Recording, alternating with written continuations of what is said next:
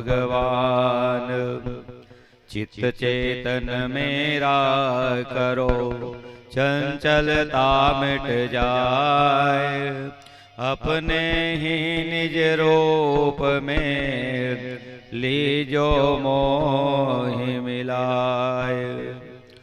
प्रेम yummy रस का सदा पान करो दिन रैन, पतित उद्धारण है प्रभु कीजय करुणा बैन। बोध्य सो निर्मल कीजिए करुणामय श्री राम, सुमिरन निस दिन ही करूं राम राम श्री राम। ज्ञान भक्ति वरदान मैं मांगहूँ बारंबार, शीश झुका वंदन करूं करो प्रभु स्वीकार। बोलिए वृंदावन बिहारी लाल की, भागवत महापुराण की, वेद व्यास जी महाराज की, अपने अपने गुरुदेव महाराज की, अपने अपने माता पिता की, बोलिए गौ माता की, भारत माता की, सत्य सनातन धर्म की जय जय श्री राम। भगवत कथा अनुरागी सज्जनों, माताओं, भाइयों बहनों, जैसे कि आप सभी को पता है ये जो भागवत की कथा हो रही है आपके पावन धरा रायखेड़ा में, स्वर्गीय श्रीमती सावनी चौहान जी जो विगत वर्ष इस दुनिया को छोड़कर चली गई, उनकी पावन स्मृति में उनके परिवार वालों के द्वारा श्रीमती शांति चौहान, श्री मोहन सिंह चौहान, श्रीमती संध्या चौहान, देवेंद्र चौहान जी और दर्शनाभिलाषी ग्रुप में जोहन, पंकज, अंजलि, लक्की, मितेश, लीना, निखिल, गौरव, शुभम, भावेश एवं समस्त चौहान परिवार इनके द्वारा आयोजित की गई है। और आज कथा का द्वितीय दिवस है। ग्राम के समस्त देवी देवताओं को प्रणाम करते हुए और आप सभी भक्तों के हृदय में विराजित परम पिता परमात्मा को हम प्रणाम करते हैं, जिन्होंने ऐसा अवसर हमें प्रदान किया कि आप आज और हम सब मिलकर के श्रीमती सावनी चौहान की मुक्ति है तो कुछ कामना करें। तन मन को पवित्र करते हुए आइए 2 लाइन का संकीर्तन करें भाव से, फिर हम कथा की ओर आगे बढ़ेंगे। बोलिए भागवत भगवान की।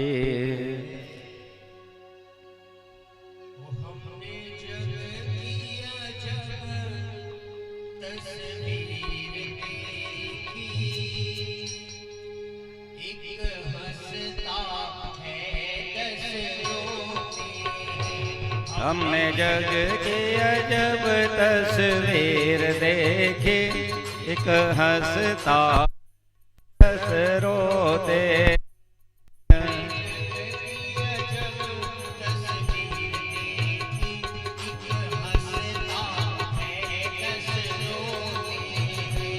हम जग की तस्वीर देखी, एक हंसता है दस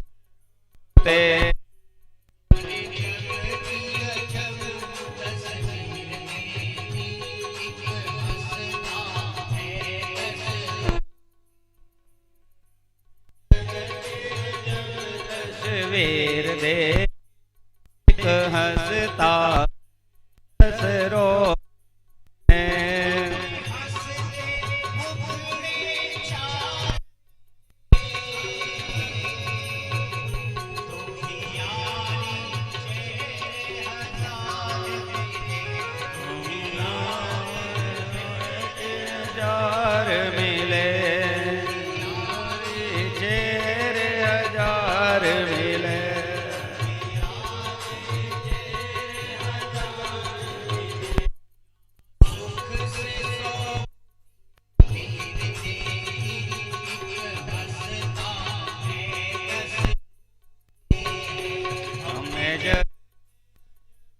तस्वीर दे एक हंसता दस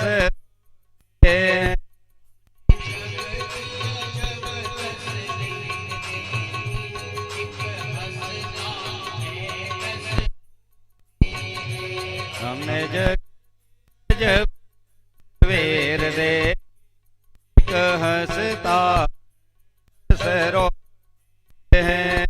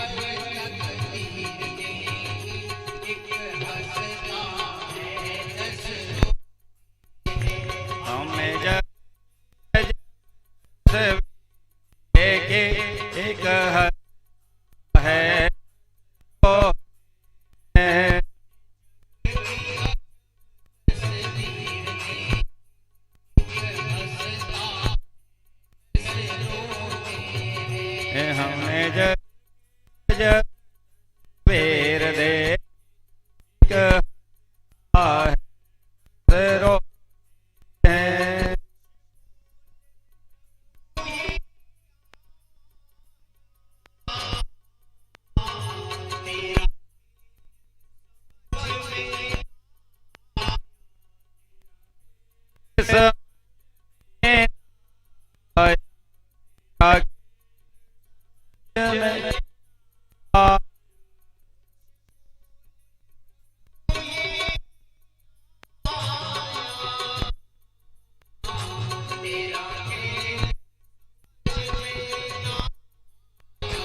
तेरा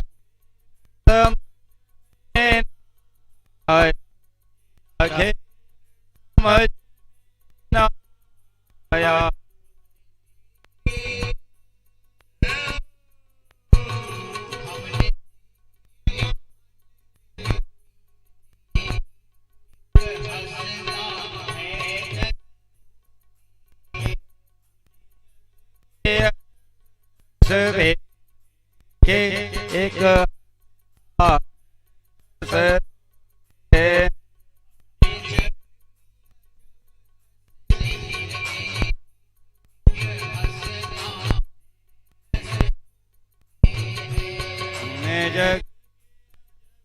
सवेर एक है तो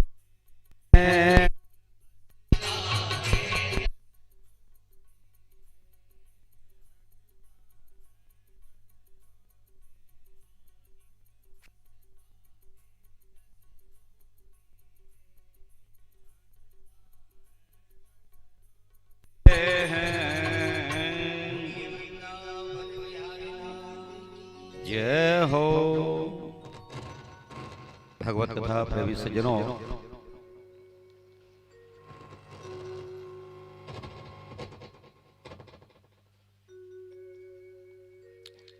दूसरा दिवस की कथा है आज। मोहन जी कल सुन रहे थे आप कि मनु जी महाराज उत्पन्न हुए भगवान ब्रह्मा जी के द्वारा, जिनकी पत्नी का नाम है शतरूपा, और शतरूपा और मनु मिल करके गृहस्थ जीवन बताए। इनके द्वारा 5 संतानें हुई थी, है ना। 2 पुत्र हुए थे, प्रियवत नाम का और उत्तानपाद नाम का। 3 कन्याएं हुई, देवहूति, आकुति और प्रसूति।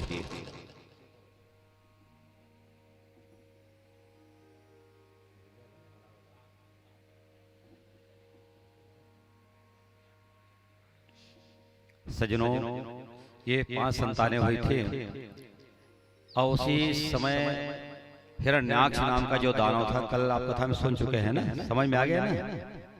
जय और विजय को श्राप लग गया था सनक सनंदन सनातन जो ऋषिगण हैं उन्हीं के द्वारा कि 3 जन्म तक तुमको असुर बनना पड़ेगा।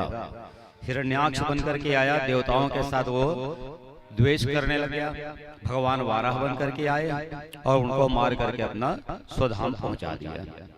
अच्छा, ये जो कथा सुन रहे हैं कहाँ हो रही है? तो सबसे पहले गंगा नदी के किनारे श्री सुखदेव जी महाराज राजाधिराज परीक्षित जी महाराज को सुना रहे हैं और नैमिषारण्य नाम के पवित्र क्षेत्र में श्री सूत जी महाराज सौनक आदि 88,000 ऋषियों को बता रहे हैं। और यही कथा गंगा नदी के किनारे मैत्री जी महाराज विदुर जी महाराज के सामने वर्णन कर रहे हैं सज्जनों।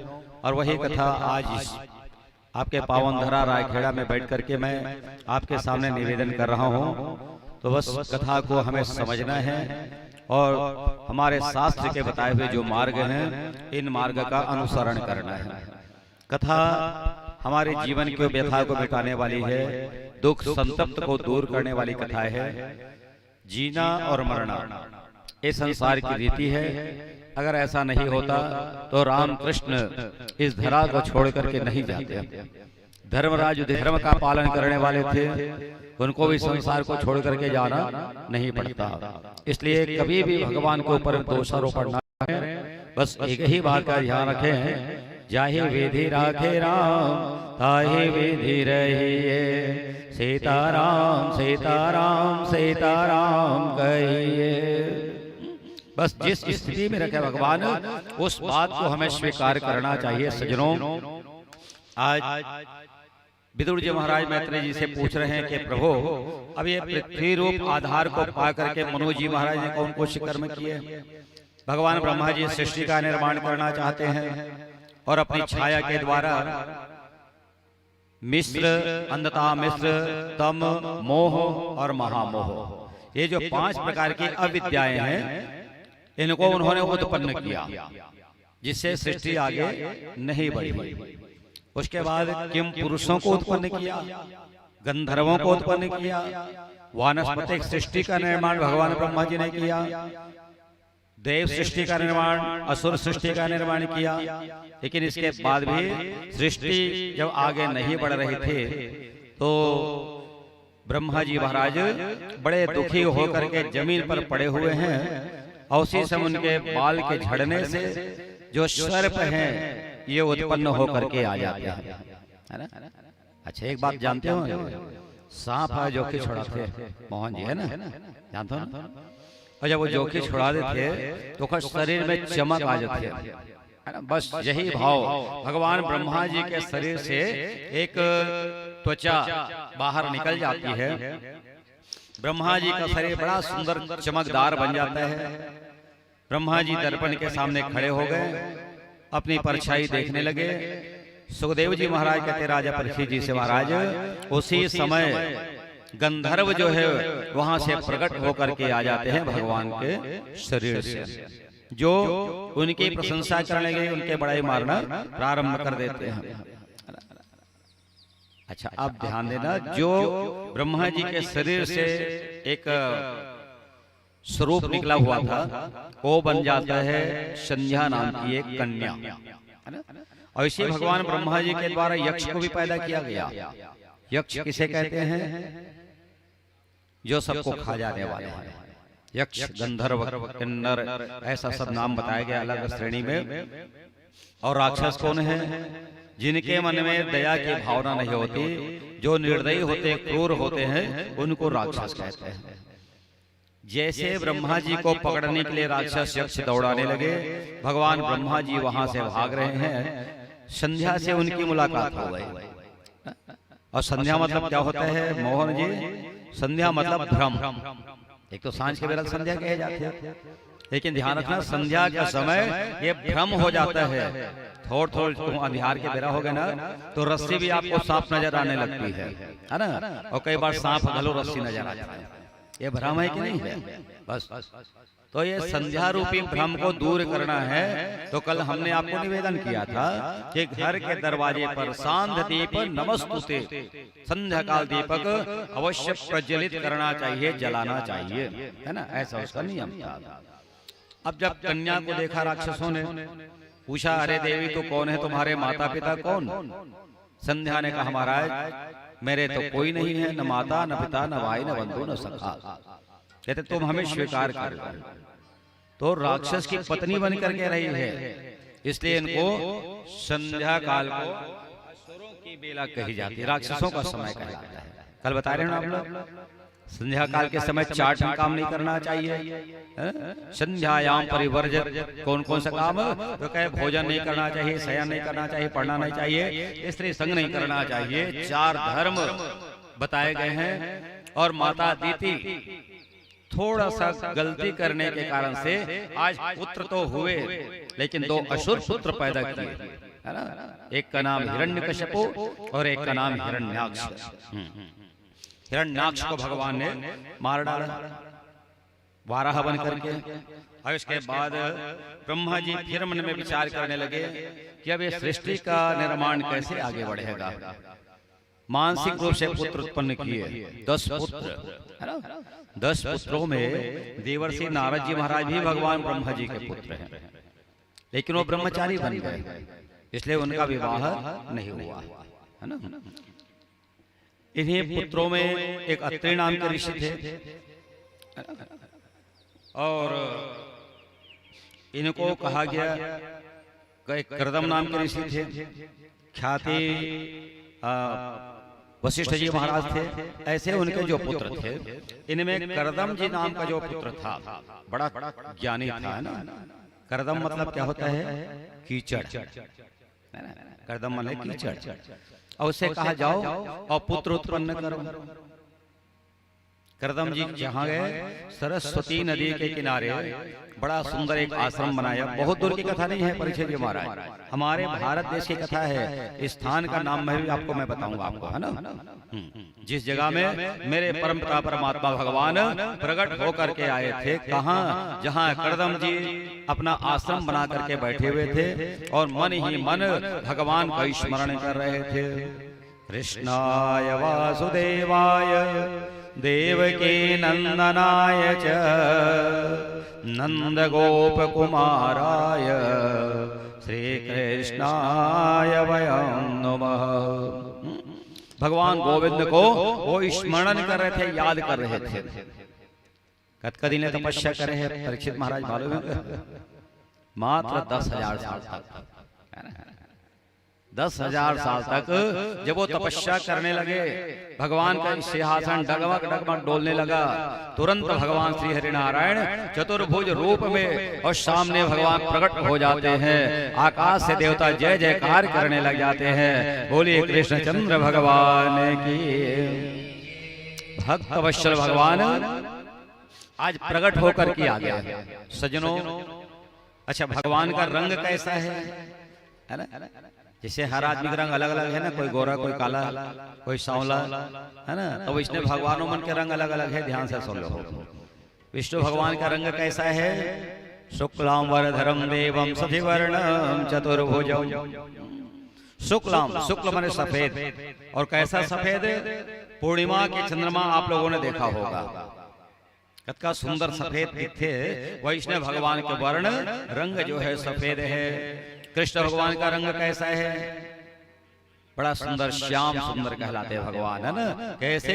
नील अलक छलके छलक और छलक छलक छवि जात, ललक ललक जिनको अमर ललना करत लुभात।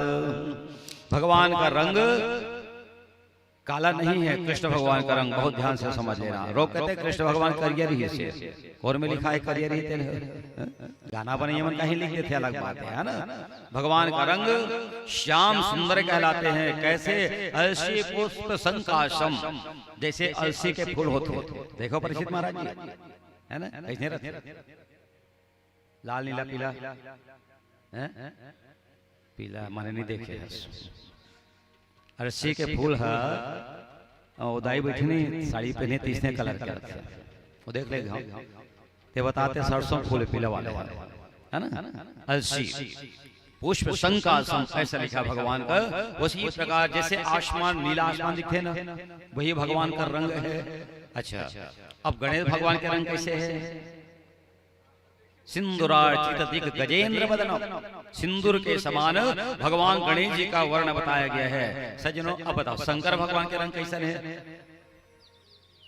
कैसे है मोहन जी? ये कौन बेटे है? अरे अरे, शिव जी का रंग कैसा है? कर्पूर गौरम करुणावतार। कपूर कैसे रहते? सफेद रहते ना। तो शिव जी का रंग कर्पूर गौरम करुणावतारम, कपूर के समान गोरे हैं। तो वैसे सब देवी देवताओं का स्वरूप अलग अलग बताया है। भगवान सामने में प्रकट हो गए चतुर्भुज रूप में, और शंख चक्र गदा पद्म वनमाला विभूषितम। एक हाथ में शंख पकड़े है, एक हाथ में चक्र, एक हाथ में गदा और एक हाथ में कमल के फूल भगवान सामने खड़े। कहते बेटा परम द्रोही ब्रियात, क्या वरदान चाहते हो तुम? करदम से पूछ रहे हैं। करदम जी महाराज आज भगवान को प्रणाम करने लगे और कहते हैं महाराज आप तो अंतर्यामी हैं, मैं पुत्र की कामना से आपकी आराधना कर रहा हूं, पूजा कर रहा हूं प्रभु, संतान चाहिए। भगवान ने कहा परसों मनु महाराज जी आने वाले हैं अपनी पत्नी शत्रुपा को लेकर। उनकी एक सुंदर कन्या है जिसका नाम है देवहूति, है ना। नाम का बड़ा प्रभाव पड़ता है परीक्षित जी महाराज। इसलिए कभी भी घर में बच्चों का नाम रखे तो अच्छा नामकरण होना चाहिए। एक जगह लड़का हुई, नाम धर दिन याचिका। अब याचिका मतलब क्या होते? भिखारी, है ना। अब इसे में बड़े लागत याचिका के बड़ा सुंदर नाम लागत है, लेकिन खरा अर्थ तो भिखारी हो गए ना, भिखमंगी हो गए। तो ऐसा नाम रखना चाहिए। नाम का भी बड़ा प्रभाव पड़ता है, ध्यान रखना। कहते हैं महाराज पुत्र चाहिए, संतान की कामना कर रहा हूं मैं। उसी समय प्रेम के वशीभूत भगवान के नेत्रों से एक आंसू का बूंद नीचे टपक पड़ता है। और एक बूंद आंसू का टपक के परीक्षित महाराज बहुत बड़े जान सरोवर बन गया। तरियल जोड़े होते तो सरोवर का है ना, सरोवर बन गया। उस सरोवर की एक विशेषता बता देता हूँ आपको, अगर जाना चाहें आप लोग भी तो पता बता देता हूँ। ये गुजरात प्रदेश मोदी गांव है ना, गुजरात प्रदेश में एक सिद्धपुर नाम का स्थान है। वो जगह में आज भी ये सरोवर बना हुआ है जिनका नाम है बिंदु सरोवर। वो जगह का नाम सिद्धपुर काबर है। अगर जाकर के आप तपस्या करें तो बहुत जल्दी आपको सिद्धि प्राप्त हो जाएगी, है ना। इसलिए अब भगवान आशीर्वाद देकर के तो चले गए, लेकिन ध्यान रखिएगा आप लोग भी, वो बिंदु सरोवर के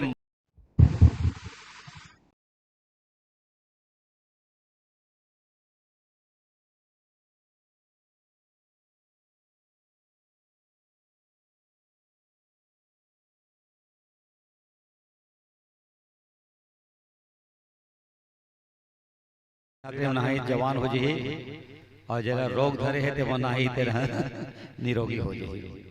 ऐसे विशेषता है। अब प्रमाण भी बता दो। अब आजकल नहीं हो ना, मत जाओ तुम्हारा।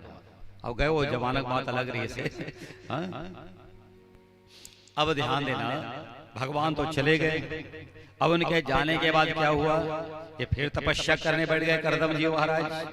तीसरा दिन बीता, मनोज जी महाराज अपने विमान में बैठ करके अपनी कन्या देवहूति को लेकर के आ रहे हैं। पहुंच गए उनके पास। आज करदम जी खड़े होकर के सजनों उनका सम्मान करने लग गए। आप लोग भी ध्यान देना, अगर घर में कोई अतिथि आ जाए, मेहमान आ जाए, तो उनका सम्मान कैसे होना चाहिए? आवत ही हर से नहीं, नैनन नहीं सने, तुलसी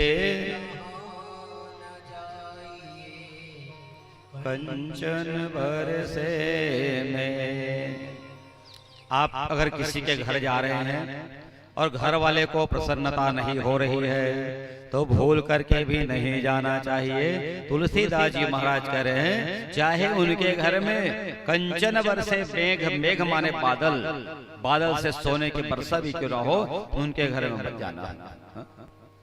नारद जी महाराज सदैव भगवान के घर में जाते हैं और मेरे परमात्मा उनको बार बार उठ करके प्रणाम करते हैं, नमस्कार करते हैं। तो भाई ऐसे परमपिता भगवान को भी हम बार बार प्रणाम करें, नमस्कार करें।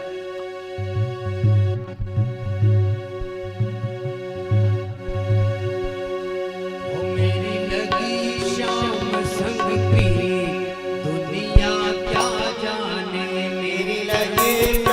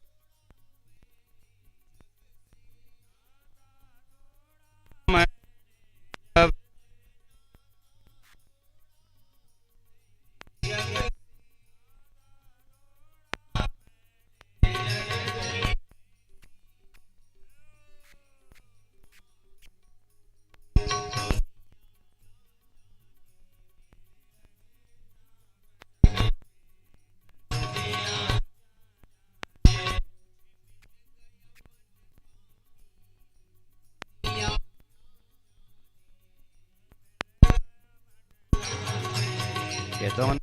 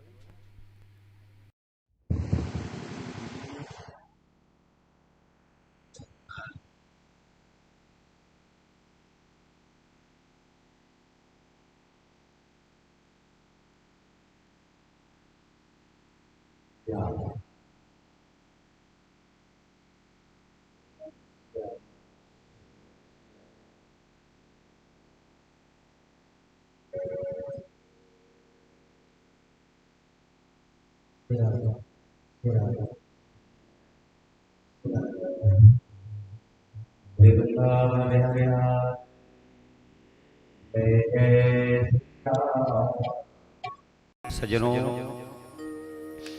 करदम जी महाराज तपस्या कर रहे हैं। मनु जी महाराज आ गए पत्नी और अपनी पुत्री को लेकर के। और कैसे आए हैं? खूब सारा दान दहेज का सामान लेकर के आए हैं, है ना। हर माता पिता जो है अपनी कन्या के लिए बहुत कुछ करना चाहते हैं। जैसे पहुंचे करदम जी खड़े हो गए आसन से, उनको आसन दिया। मनु महाराज तो बैठ गए, उसके पत्नी शत्रुपा भी बैठ गई, लेकिन माता देहूती खड़ी हुई थी, कन्या, है ना। आज कितनी ज्ञानी थी, कल्पना करिए। उनको मालूम है कि मेरा विवाह करदम जी महाराज के साथ में होना है, तो उनके सामने कैसे बैठूं? करदम जी पूछ रहे हैं मनु महाराज से कि कैसे आना हो महाराज, क्या बात है? तो मनु ने कहा, ये मेरी कन्या है और इसका विवाह मैं आपके साथ में करवाना चाहता हूँ। कहते ठीक है, शादी तो करेंगे, विवाह करेंगे, लेकिन कुछ इंटरव्यू होना चाहिए। परीक्षित महाराज जी जैसे आजकल के जमाने में करते हैं ना, लड़की लड़का शादी करना है तो 5 मिनट हम बात करना चाहते हैं। अरे 5 मिनट में क्या बात कर डरते हैं? कभी कभी मामला गड़बड़ घर हो जाते हैं। कई शहर के लड़का गांव में लड़के देखे बार आ गए, लड़की पसंद आ गई, है ना। और जब पसंद आई तो कहा कहते भैया हम अकेले में 5 मिनट आपकी लड़की से बात करना चाहते हैं, जाओ बात कर लो। अब शहर के लड़का लड़की ने पूछे तुम्हारा नाम क्या है, बताइए सब नाम, कितने भाई बहन हो। बेचारी गांव के समझ नहीं पाई, कहते भैया 2 भाई और 3 बहनी है। अब बता, जिनका सैया बने बड़ा है तो लोग भैया कहता है ना, भैया 2 बहनी। कहते अब तो मोर बहनी बन गए, तो सरकार भी हाव करो, तो लगत शादी घलो कैंसिल हो जाती है ना। तो इंटरव्यू लेना है तो अच्छा ढंग से लेना चाहिए। आजकल इंटरव्यू लेते शहर मन में ना, क्या कहते तो डांस करे बात आते कि नहीं आए, और खाना बना बार आते कि नहीं आए, जानो मानो वो डांसर बना के गए अपन घर में। बहुत विचित्रता है सब समाज में, और इसी दुर्गुणों को हमें संभालना है। सज्जनों, एक बात मैं आपको और बता देता हूँ, जब दूल्हा राजा घर में आता है बारात लेकर के, दूल्हा बन करके, और कन्या को लक्ष्मी के रूप में लेकर के जाते हैं, लेकिन डीजे में कौन सा गाना बजता है मालूम है आपको? परीक्षित महाराज जी सुंदर भजन नहीं बजाए, आजकल डीजे का जमाना है। उनके दरवाजे पर खड़े हैं और डेक में बाजे बज रहे हैं, तो चीज बड़ी है मस्त मस्त। बताओ ये कोई भजन है? किसके लिए बोल रहे हैं आप? और हम सब वहाँ नृत्य करते नाचते हैं, यही विडंबना है ना। ये दुर्भाग्यपूर्ण बातें हैं सज्जनों, माताओं भाई बहनों, सावधान हो जाना चाहिए। आज करदम जी महाराज एक आसन ला करके दिए, देहूती से कहते आइए बैठिए। देहूती ने सोचा ये तो मेरे होने वाले पति हैं, ये आसन ला करके दे और मैं बैठ जाऊं तो पतिव्रता धर्म नष्ट हो जाएगा। समझ रहे ना आप? कभी भी स्त्री को पति को आदेश नहीं करना चाहिए, जा तो बिस्तर झर्रा दे, जात लेकर सुता दे, जाते से कर दे, ये वाली भाषा बिल्कुल नहीं करनी चाहिए। आज देहूती माता धर्म संकट में पड़ गई, भगवान को याद करने लग जाती है, मन ही मन भगवान की प्रेरणा हुई, क्योंकि श्रद्धावानम लभते ज्ञानम। जो श्रद्धावान होंगे वो ज्ञानवान हो जाते हैं।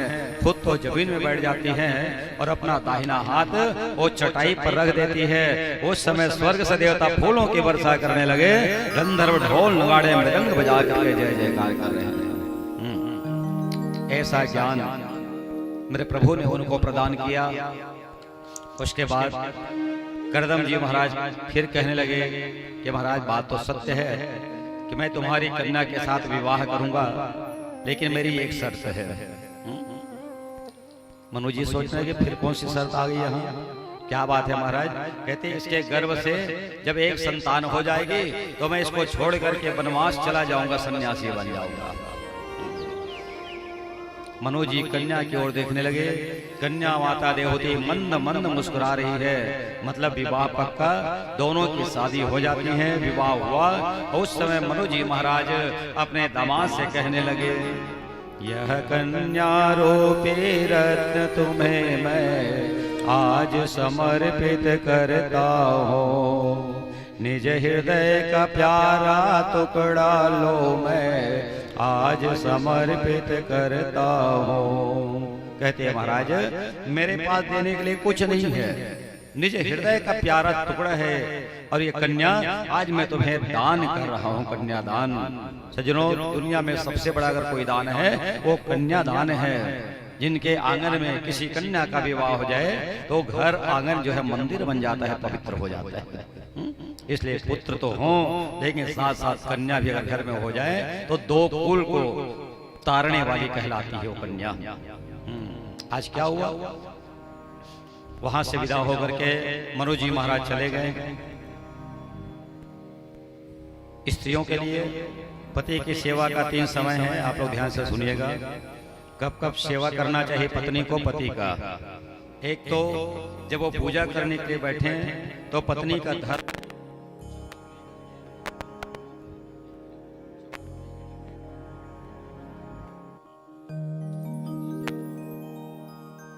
जब पति देवता भोजन करे पर बैठे तब पत्नी के कर्तव्य होला पंखा से डोलाते रहना चाहिए, है ना।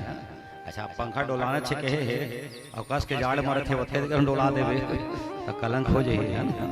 समय और परिस्थिति के अनुसार से काम करना चाहिए, है ना। और तीसरा, जब पति देवता सोए भर जाए तो जब तक उसका नींद नहीं पड़ जाए तब तक चमड़ डोलाना चाहिए, है ना, पंखा झेलना चाहिए।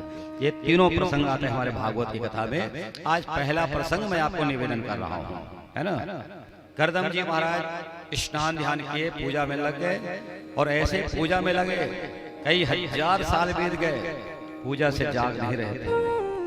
निद्रा भगम कथा छेद, तो जो सोए हुए को जगाते हैं या जो कथा में व्यवधान डालते हैं उनको ब्रह्म हत्या के समान पाप लगता है। ये बात माता देवहूति जानती थी, इसलिए बेचारी पंखा डोला रही थी। बहुत साल बीतने के बाद जब करदम जी की आंखें खुली तो देखा क्या, एक वृद्ध स्त्री नारी उनके पास में बैठी हुई है। पूछने लगे, देवी तो कौन है, क्यों मेरे पास बैठी हुई है। तब देवहूति ने कहा, महाराज मेरा नाम देवहूति है, मैं मनु महाराज की कन्या हूँ और आप मेरे पति देवता हैं। तब करदम जी को ध्यान आया, अरे तो मेरी पत्नी है। कहते, देवी मैंने तुम्हारा हित नहीं किया, इतने सालों तक तुम वृद्धावस्था को भी प्राप्त कर चुकी हो, बोलो क्या वरदान चाहती हो। पतिव्रता नारी का धर्म देखिएगा।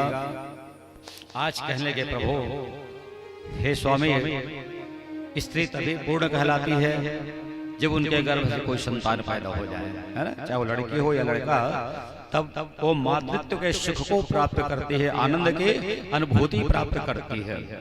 मुझे एक संतान चाहिए।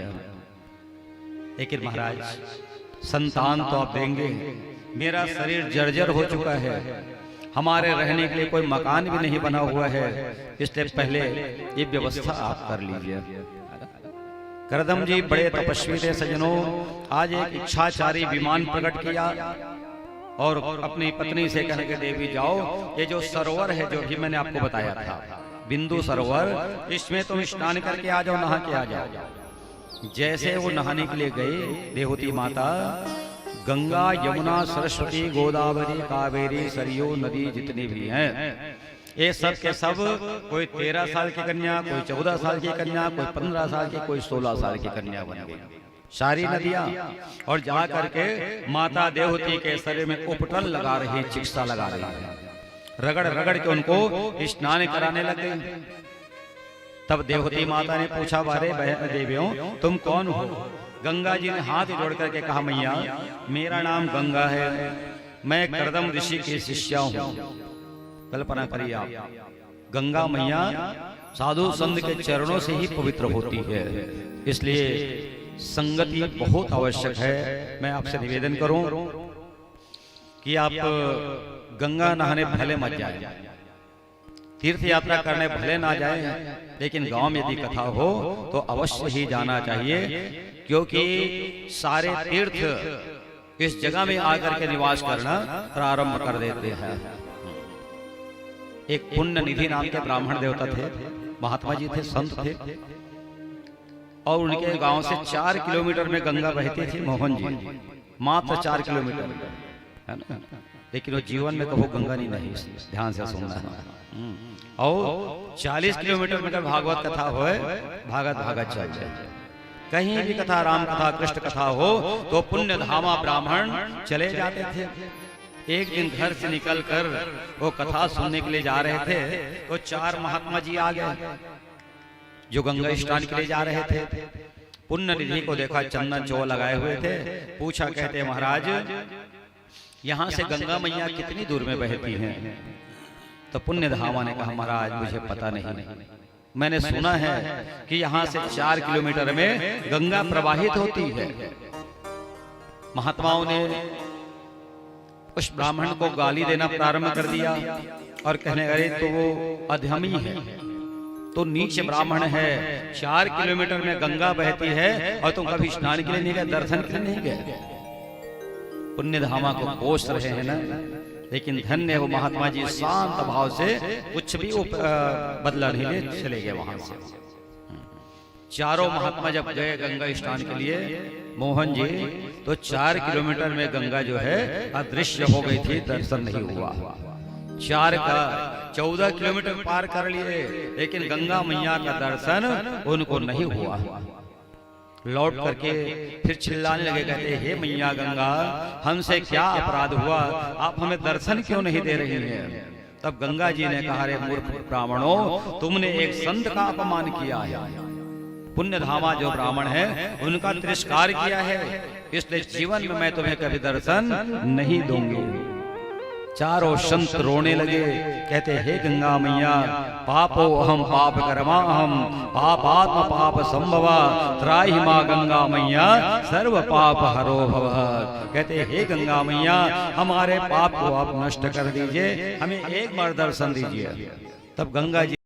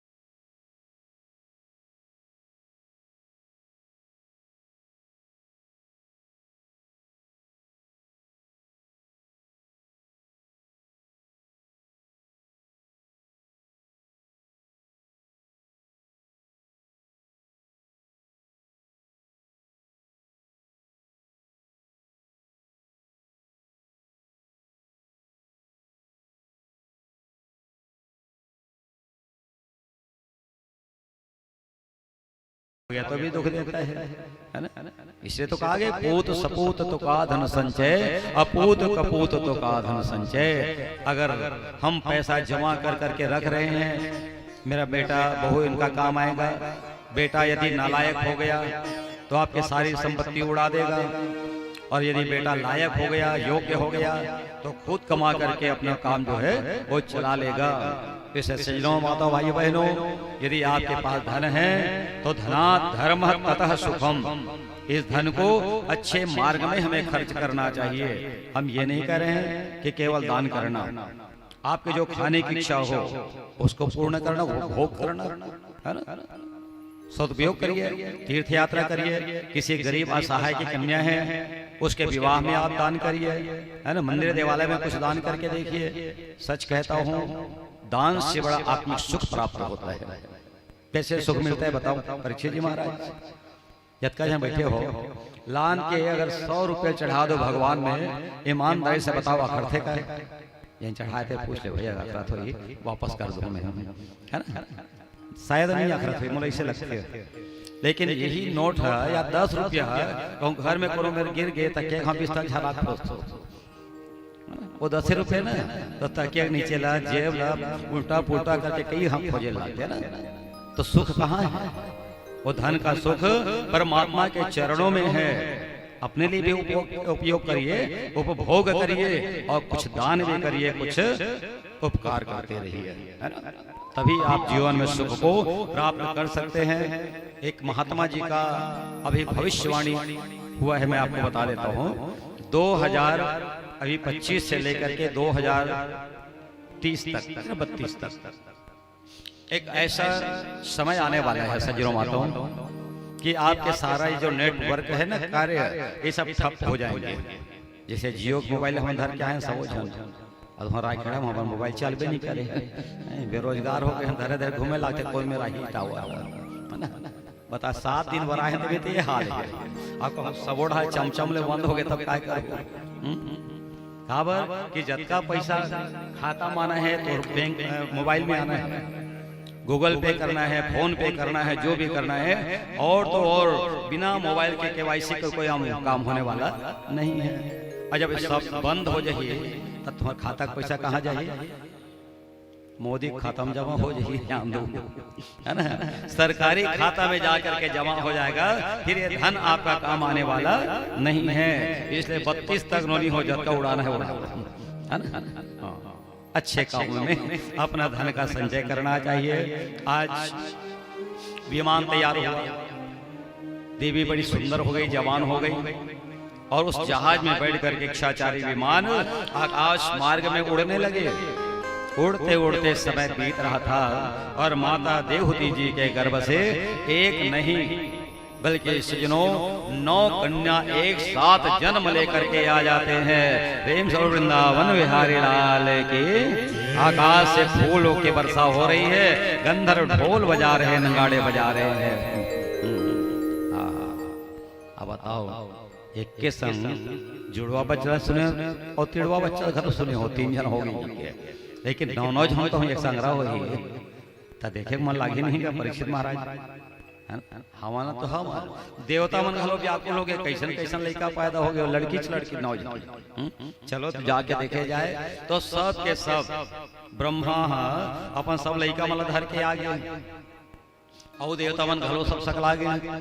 सबके सब देख रहे हैं, आनंद लूट रहे हैं। और उसी समय की बात है, भगवान ब्रह्मा जी ने करदम जी महाराज से कहा, महाराज जी आपके 9 जन बेटी हो गई, वो 9 जन बेटा है कि पहली है ना, तो एक काम करता तो बेटी बिहार और बेटा समय करवा दे।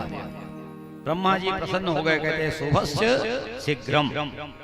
अगर कोई शुभ कार्य करना है तो शीघ्र कर लेना चाहिए, जल्दी कर लेना चाहिए। तो जो 9 कन्या का विवाह 9 ऋषियों के साथ में कर दिए जाते हैं।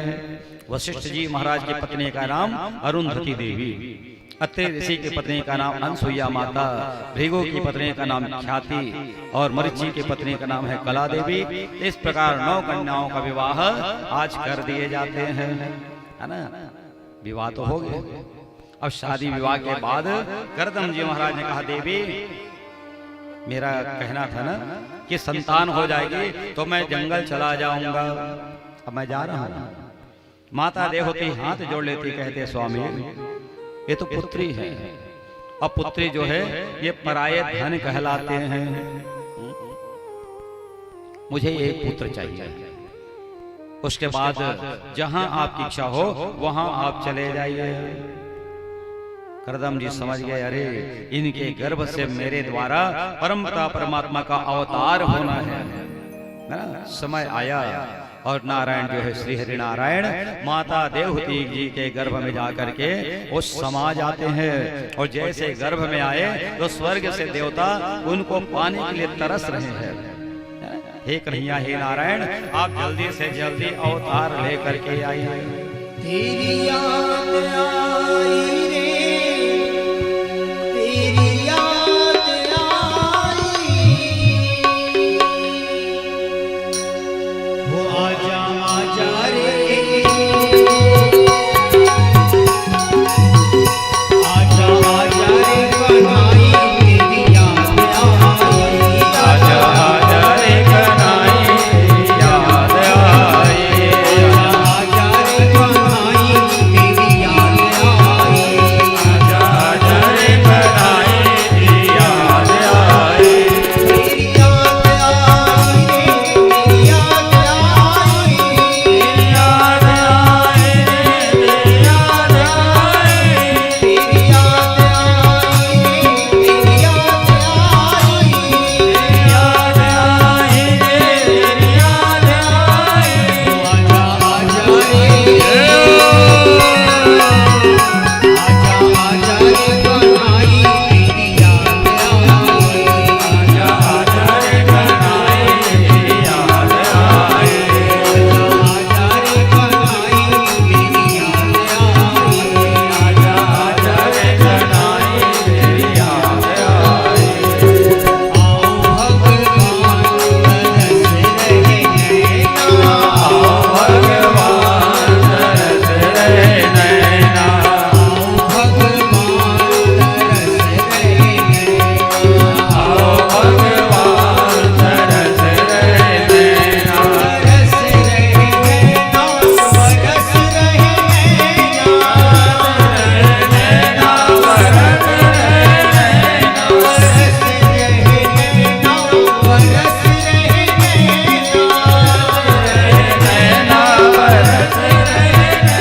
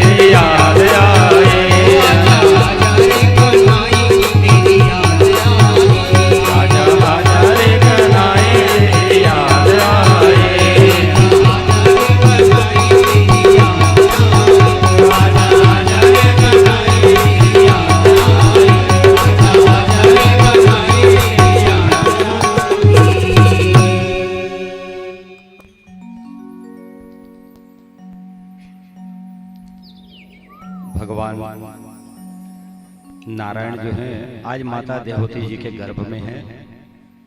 सारे देवता उनका दर्शन पाना चाह रहे हैं, पुकार रहे हैं। अच्छा सज्जनों, भगवान कब आते हैं, कैसे आते हैं? निज इच्छा निर्मित तनु माया गुण गोपाल। जब उनकी इच्छा होगी तब वो आएंगे, हमारे चिल्लाने से आने वाले नहीं है ना? यही तो कृपा है। अगर आप लोगों के बुलाने से आ जाते हैं तब तो फिर इतना परिश्रम करने की आवश्यकता नहीं थी। भगवान गर्भ में थे, समय आया और उनके गर्भ से परमपिता परमात्मा भगवान जो है आज कपिल नारायण के रूप से प्रकट होकर के आ जाते हैं। स्वर्ग से देवता फूल बरसा रहे, गंधर्व ढोल नगाड़े बजा रहे हैं। बोलिए कपिल नारायण भगवान के। कपिल जी का प्रादुर्भाव हुआ, जन्म हुआ।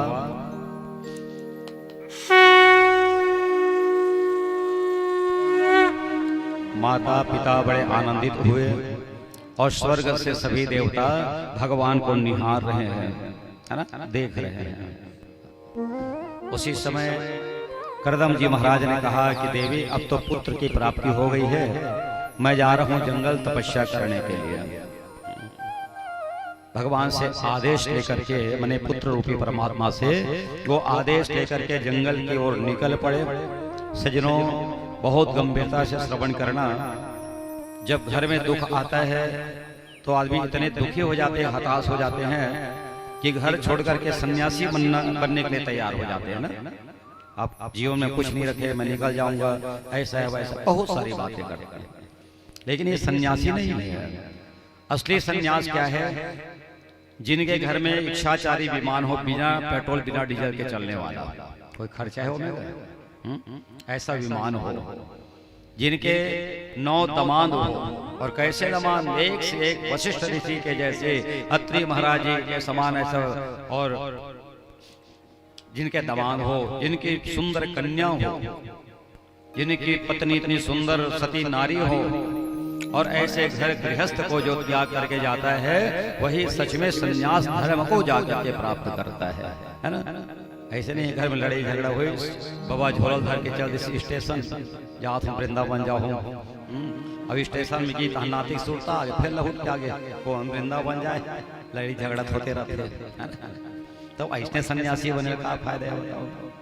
सारे सुख सुविधा को त्याग करके जो चले जाएं तो परमात्मा उसके लिए बहुत जल्दी प्रसन्न होते हैं। करदम जी महाराज चले गए और एक आश्रम बना करके तपस्या करने लगे। अब इधर बात दिखेगा, भगवान कुछ बड़े हुए, माता जी ने उनको प्रणाम किया। वैसे नियम तो यह है कि माता पुत्र को प्रणाम नहीं करती है। करते का परीक्षित महाराज जी? नहीं करे ना, करना भी नहीं चाहिए। सदैव अगर पुत्र सन्यासी भी हो जाए तो वो माँ को ही प्रणाम करता है, माँ सन्यासी पुत्र को प्रणाम नहीं करती है। इतनी सुंदर व्यवस्था हमारे धर्म में किए गए हैं, है ना। तो क्या हुआ, अब वो प्रणाम करती है। अच्छा, प्रणाम करो करते, लेकिन कब करते जाना था ना, दाई है अपन लेकर प्रणाम कब करते जानते थे? मोहन जी नहीं जाना, दाई और बेटा के नहीं पटे, कभो कभो बात है ना। और लड़ाई झगड़ा शुरू हो जाते हैं, दाई कहते तो पाँव पर बेटा ते जा रहे करते नहीं तो पाँव पर अकावर वो लड़ाई हमारे कट्टा आ जा रहे थे बेचारी। ये अज्ञानता है, ज्ञान नहीं है ये। तो ये इसको सम्मान मत समझना। आज माता जी पूछ रही हैं, कहते भगवान अब मुझे बताइए, मैं तेरा मेरा के चक्कर में उब चुकी हूँ। दुनिया की यही लड़ाई है, ये तेरा है ये मेरा है ना। लड़ाई कारण यही ना, और कोई कारण नहीं है। उब चुकी हूँ तो इससे मुक्ति का मुझे कोई सरल मार्ग बताइए।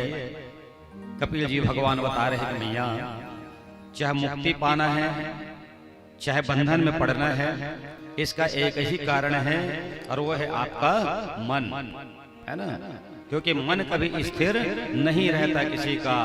मन लोभी मन लालची, मन चंचल मन चोर, मन के मते न चालिए, पलक पलक पिया।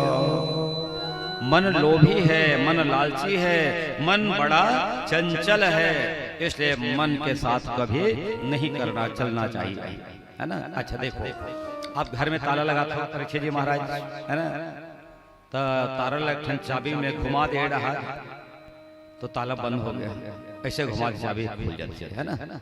चाबी के ठने ना, लेकिन वही चाबी है ताला बंद कर देते और वही चाबी है ताला खोल देते। बस एक डहर बंधन है और एक डहर मुक्ति है। तो चाबी कौन डहर घुमावे? अरे दुनिया माया में चक्कर में पड़ना है तो बंद कर दे लॉकअप, है ना। और माया से मुक्त होना है तो चाबी को उल्टा घुमा दो, आप बंधन से मुक्त हो जाएंगे और मेरे परमपिता परमात्मा का आश्रय तुम्हें प्राप्त हो जाएगा। तो कारण क्या है? हमारे मन के मन, और ये मन ला कंट्रोल करना हमारे सबके लिए बहुत आवश्यक काम है। लेकिन मन मानते है ना, नहीं माने। देखो मन के साथ चले से का घटना घटते मैं बताता हूँ। एक जन आदमी लकड़हारा रही, लकड़ी बेचने वाला, रोज लकड़ी इकट्ठा लेकर के जाए शहर में बेचे, जब का कमाए वापस आ जाए।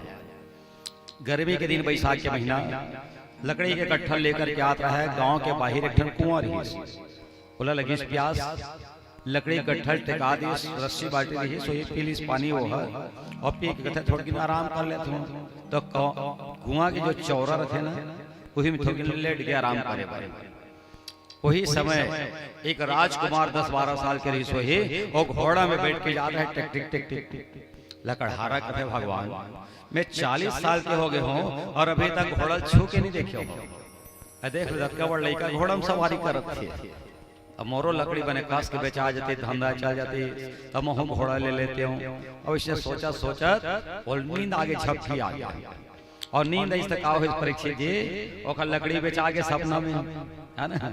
अब बेचा के घोड़ा घलो खरीद के लिए आने घोड़ा आगे सपना घोड़ा और जब बैठे बैठे टांग लफैले तो फासरा में गिर गया गड्ढा में और चौरा में सुते रहा और जैसे गड्ढा में गिरी तो फट ले आंखें भर गए, आंखें खुल गए।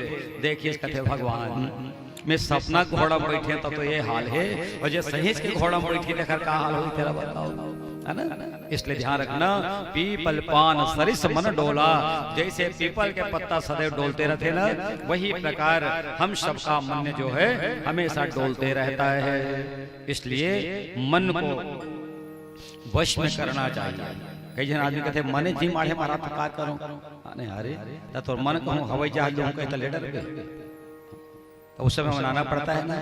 तो वैसे हमें सावधान होकर के कोई भी कर्म ये करते रहना चाहिए और समुचित अपना ध्यान परमात्मा के श्री चरणों में लगा करके रखना चाहिए। प्रेम से बोले वृंदावन बिहारी लाल की तेरे चरण कमल में श्याम लिपट जाऊं रज बन के।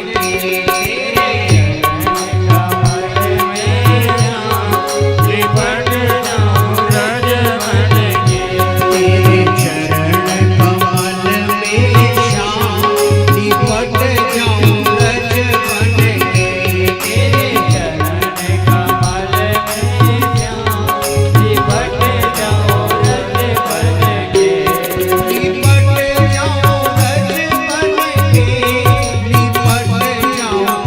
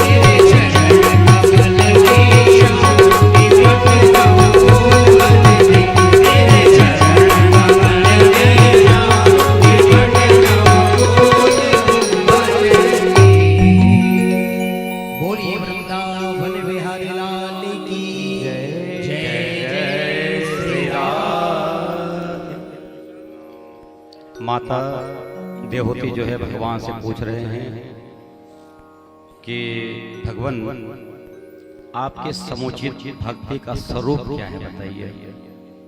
तो भगवान ने एक लाइन में बताया कि अपना जो चित्त है, विचार है, ये परमात्मा के श्री चरणों में लगा देना। अपने जो अवगुण हैं, दुर्गुण हैं, ये परमात्मा को समर्पित कर देना। यही भक्ति का स्वरूप बताया गया है। सज्जनों, अनेक प्रकार से भगवान को शिक्षा दे रहे हैं कि हमारा यह जो शरीर बना हुआ है, क्षितिज जल पावक गगन समीरा, है ना, पंच तत्व के द्वारा रचित अधम शरीर। इस शरीर को अधम कहा गया है। अधम माने नीच शरीर है ना? क्यों नीच कहा गया है? क्योंकि जब तक घट में प्राण है तब आपका सम्मान है और आपका नाम है, ध्यान रखना। और जिस समय शरीर से प्राण अगर निकल जाए तो फिर लोग आपका नाम भी भूल जाते हैं, है ना? अनुभव किया कि नहीं परीक्षित जी महाराज? किसी को आदमी खत्म हो गए तो तुरंत कथे कर बाड़ी ले जाओ, इसके बाड़ी ऐसे कर दो, वो तुरंत बाड़ी बन जाते, आदमी का नाम खलो सिराज, है ना? तो इसलिए अधम शरीर। तुलसीदास जी महाराज कहते हैं कि दया धर्म का मूल है, पाप मूल अभिमान, तुलसी दया न छाड़िए जब तक घट में प्राण। तो घट में प्राण है तब तक हमें जो बताया ना, दया आदि कर्म ये सब करते रहना चाहिए। और नहीं करेंगे तो ये तन है मिट्टी का ढेला, पानी पड़े घुल जाए, भजन करो रे भाई, है ना? ये शरीर मिट्टी का है, मिट्टी में मिल जाएगा। शरीर में वायु है, हवा, तो हवा में जाकर के मिल जाएगा, तेज तेज में मिल जाएगा। और अंत में क्या होता है, जब हमारे अच्छे और बुरे कर्म बराबर हो जाते हैं तो फिर मानव की योनि हमें फिर से प्राप्त होती है। अब मनुष्य की योनि कैसे प्राप्त होती है, इसके बारे में कपिल जी महाराज बहुत सुंदर वर्णन करके बताते हैं कि स्त्री और पुरुष का जब मिलन होता है तो पुरुष के वीर कण के द्वारा स्त्री के रज में वो जीव जाकर के समा जाता है। 5 रात्रि में वो एक कलल के समान बनता है, 10 रात्रि में बुदबुदा, पानी के बुदबुदा के समान होता है। और 1 मास जब होता है गर्भ में जीव को, तो जैसे बेर की गुठली होती है उसी प्रकार वो जीव माँ के गर्भ में तैयार होता है। और इसके बाद 2 मास में उसका हाथ और पाँव ये बनना तैयार होते हैं। 3रा महीना जब लगता है तो लड़की है कि लड़का, इसका जो भेद है वो दिखाई पड़ने लगता है। 4था महीना जब चलता है परीक्षित जी महाराज, तो 7 प्रकार की जो धातुएं हैं, रक्त, ये सब तैयार होना शुरू हो जाता है। गर्भ में जब 5वां महीना शुरू होता है उस जीव को भूख लगने लगती है और माता जी जो भी तीखा भोजन करती हैं उसको ग्रहण करता है वो जीव, है ना, 5वां महीना से। और 6वां महीना में जब आता है तो एक जार के अंदर, झिल्ली के अंदर में बंद हो जाता है। कपिल जी महाराज बता रहे हैं ना, ध्यान से सुनना। झिल्ली में बंद हो जाता है, उनका जो सिर है वो घुटने में टिका रहता है। अब माँ के पेट कट का बढ़े तो देख लो, है ना। और मैं लड़का फुटबॉल बराबर गोल लपटाए पड़े हैं कहाँ, जहाँ माता जी के गर्भ में मल मूत्र आदि सब भरे पड़े हुए हैं। क्या सुख मिला है बताइए आप, है ना। और माता जी अगर तीखा भोजन करती है तो शरीर को कष्ट होता है, बालक छटपटाता है। मीठा भोजन करे, कृमि काटते हैं, बच्चा छटपटाता है। और माँ खुश होती है, मेरा बच्चा पेट में खेल रहा है ना। खेल नहीं रहा है, वो बच्चा छटपटा रहा है, दर्द से पीड़ित हो रहा है। और जिस दिन बच्चा शांत रहता है तो माँ टेंशन में आ जाती है, मेरा बच्चा नहीं खेल रहा है। क्या विडंबना है बताओ। एक सही घटना बताता हूँ। तुम गाँव में एक जन डॉक्टर इसे राय साहब ना अभी भी है, तो खर एक जन बाई आई पास के गांव के डिलीवरी वो गर्भवती रही से डॉक्टर साहब वो लड़का नहीं खेला थे, तो डॉक्टर साहब कान में काला काला लगे लगाते थे, लाओ इसे चेक करिए। कहते तो लड़का मस्त है, कोई चिंता करे की बात नहीं है। कहते नहीं डॉक्टर साहब सोनोग्राफी लिख दे, रायपुर जाऊँ। आप बता डॉक्टर कहा थे, हर बात नहीं मान, लड़का बने हैं तब वो सोनोग्राफी कराए, वो 100 चल रहा है ना। और कम से कम 2000 खर्चा घलो करी, सही बताओ। ये विडंबना है। बच्चा 7वां महीना जब लग जाता है ना परीक्षित जी महाराज, तो उसको ज्ञान आने लग जाता है, चेतना आती है और वो फिर भगवान को याद करता है। श्रीपतिम जगदाधार शुभक्षय कारकम वज्रामे शरणं विष्णु त्वामहं शरणागतः। कहते हे जगदाधार भगवान, हे विष्णु, हे नारायण, हम आपके शरण में हैं। कौन कह रहा है? कौन के हिस्से से? जब का जन बैठे हो सब हो है ना, हम रहे हो नहीं माँ के गर्भ में, हम रहे हैं और सब के सब भगवान के भगवान मूल गर्भ से बाहर निकाल दे। जीवन भर मैं आपका भजन करूंगा, कीर्तन करूंगा। भगवान कहते जा रहा था स्वार्थ लाग करे सो प्रीति। अभी तुम कष्ट में हो तो भगवान को याद कर रहे हो। 7वां महीना, 8वां महीना, 9वां महीना, ये 3 महीने तक वो जियो भगवान को याद करता है। तब भगवान को दया आती है और प्रसव रूपी वायु को भेज करके पेट में दर्द शुरू होता है और बच्चा गर्भ से बाहर आ जाता है। सज्जनों माताओं, अनुभव किए होंगे आप लोग, जब तक ना रो फूल संग रथे ना लड़का नहीं रोए, है ना। आजकल के लड़का में रोते चली जा रहे, एडवांस हो गया सब नहीं रोए। काबर नहीं रोए? उस समय चतुर्भुज भगवान का दर्शन उस बच्चे को जीव को होता है, इसलिए बच्चा नहीं रोता है। और जैसे नाल को काट दिया जाता है, बच्चा रोना शुरू कर देता है, कहाँ गए कहाँ गए। कौन? जो दिख रहा था चतुर्भुज, ये कहाँ गया? लेकिन उसकी भाषा न तो माँ समझती है न दाई समझती है ना। बच्चे को दूध पिलाती है, बच्चा चुप हो जाता है और उसी दिन माँ को एक दवा मिल जाती है। सज्जनों, बच्चा जब भी रोता है, अगर मच्छर काटे बच्चा रोए तो माँ दूध पिलाती है। पेट फिरा थे, पेट ऐठा थे, लइका रोआ थे, दाई दूध पिया थे। बोलो वृंदावन बिहारी लाल की। मैंने सब बीमारी के एक इलाज। और लड़का के का है भैया, बताए तो सके नहीं। बाला नाम रोदनम बलम, बच्चे का बल रोना है, बस ध्यान रखना। कोई भी लड़का अपन काम पूरा करवाना है, चॉकलेट लेना है तो अतका रोही, जब तक तो चॉकलेट नहीं देवे चुप नहीं हो है ना। अगर वो जाना थे रोना ही मेरा ताकत है, इतना ज्ञानी होते हैं सज्जनों। और ध्यान रखना, एक तो होता है बाल हट, एक क्रिया हट, स्त्री हट और दूसरा राज हट। ये 3 प्रकार के हट होते। राज हट कैसनो करके मना ले, स्त्री वाला गलो साड़ी लुगड़ा दे के मना डर पे मोहन जी, है ना। लेकिन बाल हट मनाना बड़ा कलंक है ना। कैसे कलंक है? यही लड़का अपन पापा कहते, पापा पापा मैं गन्ना खाऊंगा। अब अभी दिवाली का सारा निकल रहा है, जेठौनी है, गन्ना खाऊंगा। तो बाप एक डांग गन्ना लेके आ गए, एल बेटा। तब बेटा कहे पापा तोड़ दे। अब कहा कि रट ले, तोड़ दी, तोरी तहले का रोल धरी जोड़ दे। तो बाप जोड़ ही बोला।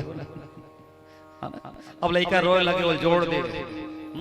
तो ये हाल है भैया, बच्चों को समझाना बहुत कठिन काम है ना। आज माँ की यही इलाज चला, स्तनपान कराने लग जाती है।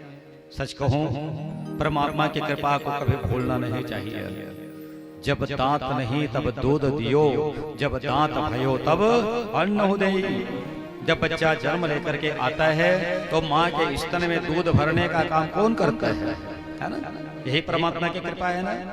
धीरे धीरे जब बच्चे के दांत आने लगते हैं, उनकी व्यवस्था अन्न के रूप में भी भगवान तैयार कर देते हैं, है ना सज्जनों। उसके बाद बच्चा धीरे धीरे बढ़ता है। जग में जन्मे तब एक सुधी रही भोजन की, तन में तरुणाई जब प्रगटे, तब प्रीति रही तरुणी तन की। जब वृद्ध भयो तन की तृष्णा, तब लोग कहे सन की। नहीं दान कियो नहीं भक्त कियो, रही अंत समय मन में मन की। छोटा सा बच्चा कहीं से खेल करके आता है, कहते माँ भोजन दो ना, खाने को दो ना। उसको कोई चिंता है कि माँ बाप कहाँ से लाएंगे? वो खाद लेकर है, खेलने के लिए निकल जाता है। और जब वही बच्चा जवान हो जाता है और सुंदर पत्नी उसको प्राप्त हो जाती है, तो फिर भगवान को भूल जाता है। क्यों? कमाने खाने के चक्कर में पड़ जाता है। तन में तरुणाई जवय प्रकटे तब प्रीति रहे तरुणी तन की। जवान पत्नी के चक्कर में फंस गए वो, और जब वो वृद्ध हो जाता है, बुढ़ापा अवस्था आ जाती है, तो उस समय लोग कहे सन की सियान आदमी कहे बोली रे डोकरा सठिया गई है, ये डोकरी सठिया गई है। बताओ जिन इतना बड़े बाल पोस करके बड़े करे हैं, जब हम एक लाइन में खत्म कर देते सठिया गया है ना। कोई सुनने वाला है परीक्षित जी महाराज? यही विडंबना है, यही दुर्भाग्य है। देखो अगर छोटा सा बच्चा गोदी में है, एक जन बाप की कहानी है, बाबा है बोला गोदी में बिठा रहा है, अंगना में खन कौवा आ गया, तो लड़का कहा जाने कौवा ला काय बाबा कौवा है बेटा, फिर पूछते काय बाबा कौवा है बेटा, एक घाव नहीं 7 घाव बताई कौवा है कौवा है। अब लड़का जान रही कौवा है बड़े बाड़े के। एक दिन घर में सगा आ गए, वो डोकरा पूछ परेश कौन आए बेटा, तो चुप रहने का तोला काय करे बता, एक घाव नहीं बता सकते मत का है बड़ा है। तो बेटा एक बार भी आपको जवाब देने के लिए तैयार नहीं होता है ना। इसलिए नहीं दान कियो नहीं भक्ति करी, रही अंत समय मन में मन की बात मन में रह जाती है, और फिर आप कुछ नहीं कर पाएंगे। इसलिए समय के पहले और समय के साथ आपको अपना कर्तव्य इस प्रकार पूर्ण कर लेना चाहिए, क्योंकि भगवान बता रहे हैं कि मैया जन्म दुखम जरा दुखम जाया दुखम पुनः पुनः अंतकालम महादुखम तस्मात् जागृहि जागृहि। जन्म दुख का कारण है, जवानी भी दुख का कारण है, और बुढ़ापावस्था बहुत दुखदाई है। इसलिए तस्मात् जागृहि जागृहि, जाग जाओ। सच कहूं आप लोगों को, गरुड़ पुराण में वर्णन आया है कि जो पापी होते हैं उनको कितनी पीड़ा होती है मृत्यु काल के समय। 100 बिच्छू के डंक मारने की पीड़ा उस जीव को उठानी पड़ती है। परीक्षित जी महाराज केले काठ में बिच्छी मारे हुए केले पता चल गया हो ये कैसे लाते 24 घंटे तक उसका असर रहता है, ध्यान रखना। तो उस समय 100 बिच्छू के डंक की पीड़ा उस जीव को भोगना पड़ता है। इसीलिए तो कहा गया है तस्मात् जागृहि जागृहि, अभी से जागृत हो जाओ और अपने मृत्यु को सत्य के रूप में बदल दो। झूठ, अहंकार और व्याभिचार, ये सारे व्यसन को त्याग देना चाहिए। अब माँ ने पूछा कि हे पुत्र, इसके लिए हमें क्या करना पड़ेगा? तो कपिल जी महाराज कहते हैं, संतन के संग लाग रे तेरी अच्छी बनेगी। संतन के संग लाग रे तेरी अच्छी बनेगी। संतन के संग लाग रे तेरी अच्छी बनेगी। संतन के संग लाग रे तेरी अच्छी बनेगी। संतन के संग लाग रे तेरी अच्छी बनेगी। अच्छी बनेगी तेरी जिंदगी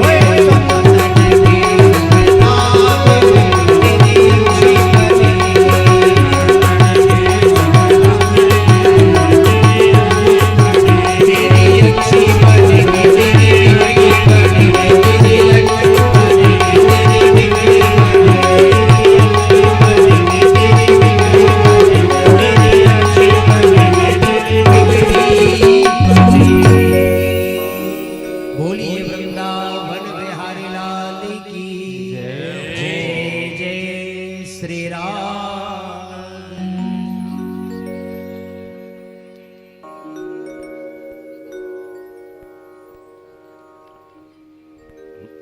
माता देवहूति आज भगवान से अपने पुत्र से पूछ रही है कि महाराज हमें क्या करना चाहिए। संगति, अच्छा आज के जमाने में साधु संग को पहचानना भी बड़ा कठिन काम है ना।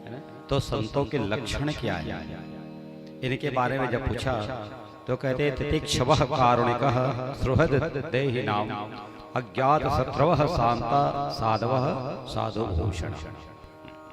जो साधु संत होते हैं वो तितिक्षवः माने उनको सहनशील होना चाहिए, और कारुणिका उनके मन में दया की भावना होनी चाहिए, करुणा के भाव होने चाहिए। सभी की आत्मा को अपनी आत्मा के समान जो समझने वाले हैं, जिनके जन्मजात कोई शत्रु ना हो, सदैव शांत भाव में रहने वाले हों, उनको ही साधु पुरुष समझना चाहिए। साधु संत ही जान कर सहसा जनपति आए, ना जाने किस भेष में चोर चंडाल आ जाए, है ना। आज के जमाने की बात है, चोर लोग भी साधु संत बनकर के ठगने के लिए आ जाते हैं। फ्रॉड हो रहा है, बहुत ज्यादा हो रहा है, तो इससे हमें सावधान होना चाहिए। माता जी को भगवान बता रहे हैं कि हेक्टे देवी, अब देखिए हर पत्नी को अपने पति के लिए क्या करना चाहिए। तो विसम्भ्रेण आत्मशौचेन गौरवेण दमेन च सुश्रया सौहृदयेन वाचा मधुरया च भो। मतलब पति पर पहले तो स्त्री को भरोसा होना चाहिए, है ना, विश्वास होना चाहिए, हमेशा पवित्र रहना चाहिए, अपने ऊपर किसी प्रकार का कोई कलंक न लगने पाए इस बात का ध्यान दें, और गौरव का भाव होना चाहिए, अर्थात कोई भी प्रकार के मन में अहंकार नहीं आना चाहिए, इंद्रियों को वश में रखना चाहिए, सेवा परायण होना चाहिए, और बोलने में मधुरता होनी चाहिए। इतने गुण, इतने भाव यदि कि स्त्री में आ जाए तो सज्जनों वो साक्षात देवी स्वरूपा हो सकती है, उनके घर में सुख शांति सदैव ये बन सकते हैं। बेटी को दुहिता भी कहा जाता है ना। अच्छा, दुहिता क्यों कहते हैं, और दुहिता का मतलब क्या है। दुहिता मतलब दुहने वाली है ना। कैसे अनुभव करे हो, बेटी है कहूँ मई की आई ससुराल कहूँ आगे का 4-6 दिन भर कोई भी सुंदर चीज देखिए कहते माँ ये बने दिखत में ले जाओ, कोई भी अच्छा चीज देख करके वो ले जाती है, मतलब दुहने का काम करती है, इसलिए बेटी को दुहिता कहा गया है ना। तो ये जो कथा है श्री सुखदेव जी महाराज बता रहे राजा परीक्षित जी को। उसके बाद कपिल जी महाराज वहां से निकल करके चले गए और जा करके वहां समाधिस्थ हो गए। पति और पुत्र दोनों के चले जाने के बाद माता जी को भी बड़ा कष्ट हुआ, वो भी घर छोड़ करके चली जाती।